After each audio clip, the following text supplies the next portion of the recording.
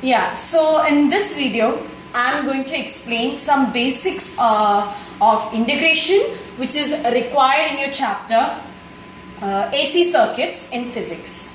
So the basic formula of integration which you use in maths and which you will need to use in physics is integral x raised to n dx is equal to x raised to n plus 1 by n plus 1.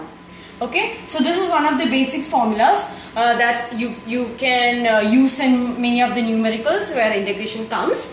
So integration is actually a process of summing up. It's the reverse process of differentiation and is sometimes known as anti-differentiation. So in this video I've written down all the formulas, all the integral formulas which is to be used in the AC circuits chapter. So integral x raised to n dx, this is the formula for it, and I have explained you with the help of an example. Integral x square dx. How will you integrate integral x square dx? It will become x raised to n. Here n is 2. 2 plus 1 divided by 2 plus 1. All you have to do is substitute the 2 in the n and you will obtain the integrated value, which is x cubed by 3. Now another simple integration is integral dx. Integral dx is equal to x plus c. C is the integration constant. You don't have to bother about that. So integral dx is equal to x. Similarly, in your chapter AC circuits, you might find integral dt. Integral dt is nothing but you're integrating the time. Suppose you know the equation for the instantaneous current, the current at an instant, which is I equal to I0 sine omega t. When you integrate this, okay, you integrate that time period. I mean, if you know the instantaneous time and you know the entire time period during which the current flows, you can integrate that instantaneous time dt so as to obtain the total time. So integral dt would be very simple, t. So integral dx is x, similarly integral dt is t. If you have integral d theta, it would become theta. That's it. Now some trigonometry. Integral sine x dx. Integral sine x is minus cos x plus c. Integral sine x dx is minus cos x plus c. I'll explain you with examples later. Now similarly, integral cos x dx is sin x plus c. So integral sine is cos and integral cos is sine, and the only thing you need to take care of this is this negative sign. So integral cos x dx is sin x plus c.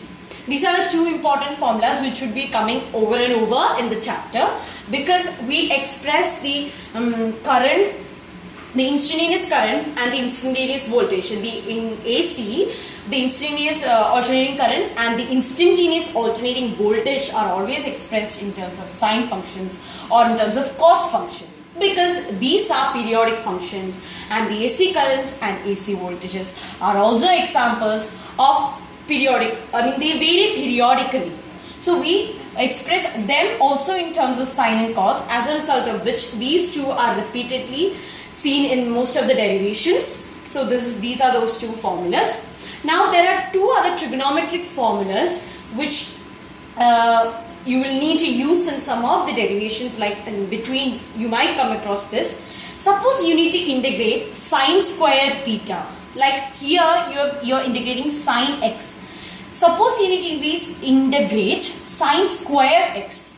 Okay, you need to integrate sine square x or sine square theta. You have a trigonometric formula which is 1 minus cos 2 theta is 2 sine square theta. Okay, 1 minus cos 2 theta is 2 sine square theta. Therefore, obviously 1 minus cos 2 theta by 2 is 2 sine square theta by 2, which is sine square theta. So whenever you have to integrate sine square theta or sine square x or sine square t, you can simply use this formula. Okay, you can, instead of sine square theta, substitute this and then integrate this. So when you integrate this, it's very simple. The two, suppose you integrate it with respect to d theta. If you have cos 2t, you will integrate with respect to t. It will become dt. So since you have theta, d theta, when you integrate, take the 2 out. Take all the constants out. While you integrate, you need to take the constant out. So the 2 comes out. And then integral 1 d theta. This d theta is to be distributed.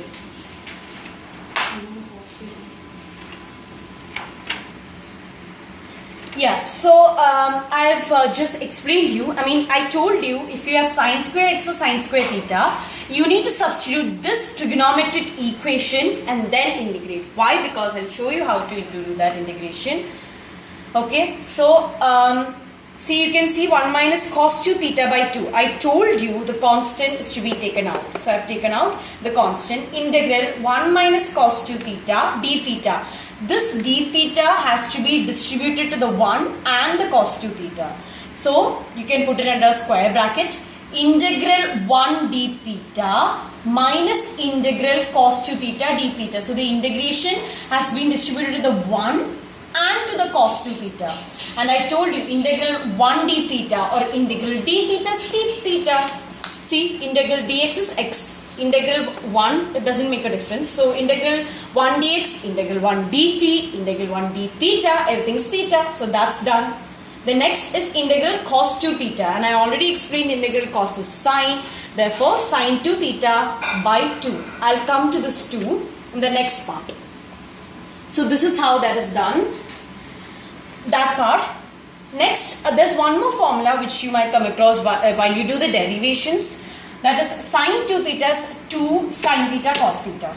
Therefore, sine theta cos theta, you need to divide by 2. So sine 2 theta by 2 will give you sine theta cos theta. Suppose you need to integrate sine theta cos theta. All you have to do is put this, instead of the sine theta cos theta, substitute sine 2 theta by 2 and then you need to integrate it. That's it. The 2 will be taken out, and as I had said before, you need to integrate the sine function, which is minus cos x plus c. Now there's something else which you will come across, which you need to know when you do integration, which is applying the limits and also chain rule. Now I'll explain you what's the chain rule. So suppose you had to integrate sine omega t dt. Here omega t stands for theta. Remember, omega t stands for theta. Now your limits are 0 and t. You're integrating from 0 to a value t. Therefore, 0 is known as a lower limit and t is known as the upper limit. Okay, that's clear? Lower limit, upper limit. First, integrate the function. Integral sign is minus cos.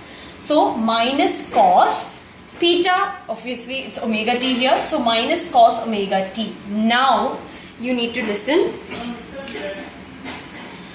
The omega t, see here the function is t. Okay, the omega is merely a constant here. So when you have a constant like that, okay, in this case we have omega. Sometimes you can have 2, 3. Suppose you have cos 3t or cos 2t or cos 5t. Those 2, 3, 5s here in this case omega are constants. So when you integrate, you need to divide that function by the constant.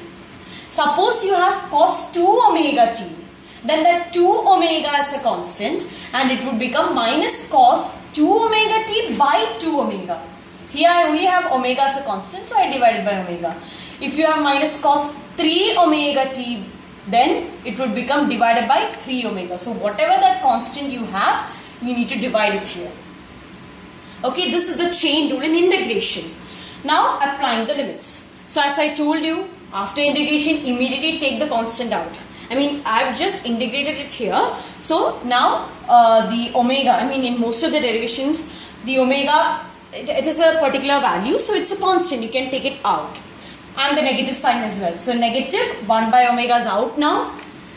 Cos omega t, you have already integrated it. So don't put the integration sign anymore. No more integration signs. Put the square bracket.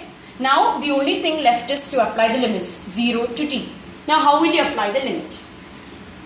Limit is always like this. Upper limit minus lower limit. Okay, upper limit minus lower limit. So just see how it's been done. So cos omega t. This t is to be substituted in place of the small t. So capital T is to be substituted in the place of small t. 0 also has to be substituted in the place of small t because we have integrated with respect to t, dt. So in place of t you will have these two. That is why I said upper limit minus lower limit. So omega, as you all know, is 2 pi by capital T, where capital T is a time period. So cos 2 pi by t multiplied by, I told you, when you substitute upper limit, put that capital T in place of the small t. See, minus upper limit minus lower limit. So cos, now this time you have a lower limit as 0. So 0 is to be substituted in place of t. That becomes cos 0. So the t goes cancelled. Cos 2 pi minus cos 0. Cos 2 pi, which is cos 360 degree, is 1. Cos 360 is 1, remember. Okay. So 1 and cos 0 is again 1. So 1 minus 1, which gives you 0. So integral sign might be minus cos, but after the application of limit, you can see that the answer is 0. Now I have one more example here. Okay, integral 0 to 30 sine 2t dt. Okay, so this time it's I don't have omega t here, I just have t. Okay, so integral sign is minus cos 2t by 2. Why? Because 2 is the constant here. I told you before that you need to divide by the constant. In square bracket 0 to 30. So my integration is over. Next step, take the constant out and the negative sign. So minus 1 by 2. Now next step is applying the limits. So upper limit minus lower limit. So cos 2 into, instead of small t I have 30 here. And instead of small t in the next case I have 0. So cos 2 into 30 is 60. So cos 60 minus cos 0. Cos 60 is 1 by 2. Cos 0 is 1. So the final answer becomes 1 by 4. So final answer of integration is 1 by 4. So the main things are applying the limits and chain rule.